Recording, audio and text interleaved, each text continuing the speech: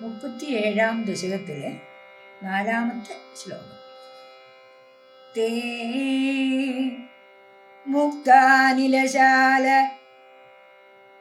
ദുഗ്ധജലധേ സ്ഥിരം ഗദാ സംഗദാ യാവത്ത്വത്പദ ചിന്തനൈക മനസ സ്ഥാവത് സപാധോ ജഭൂഃ ത്വദ്വാചം ഹൃദയേ നിശമ്യ സകലാനന്ദയന്നു ജീവാൻ ആഖ്യാത പരമാത്മനാ സ്വയമഹം വാക്യം തദാഗമ്യതാം. നിന്തിരുവടിയുടെ തൃപ്പാദങ്ങളെ കുറിച്ചുള്ള ചിന്തയിൽ ഏക മനസ്സായുള്ള അവർ ഒന്നിച്ചു ചേർന്ന്, അതായത് പരമേശ്വരനും ബ്രഹ്മാവും ദേവന്മാരും ഭൂമിയും എല്ലാം ചേർന്ന് മോഹിപ്പിക്കുന്ന ഇളം കാറ്റുള്ള പാലാഴിയുടെ തീരത്തെത്തിയപ്പോൾ താമര സംഭവനായ ബ്രഹ്മാവിന് അങ്ങയുടെ വാക്കുകൾ തൻ്റെ ഹൃദയത്തിൽ കേൾക്കുമാറായി.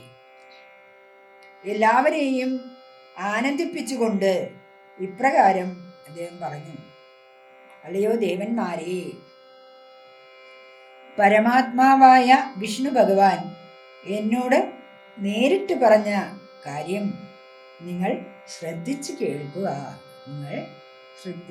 ഭഗവാന്റെ ആ ഭാഷണം ബ്രഹ്മാവിന് മാത്രമാണ് കേൾക്കാൻ സാധിച്ചത്.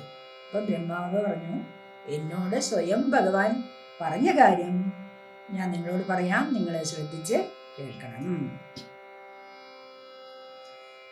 തേ മുഗ്ധാനിലശാലി ദുഗ്ധ ജലതേ സ്ഥിരം ഗദാ സംഗദാ യാവത്ത്വത്പദ ചിന്തനൈക മനസസ്താവത് സപാദോ ജഭൂഃ ത്വദ്വാചം ഹൃദയേ നിശമ്യ സകലാനന്ദയന്നു ജീവാൻ ആഖ്യാത പരമാത്മനാ സ്വയമഹം വാക്യം തദാഗമ്യതാം.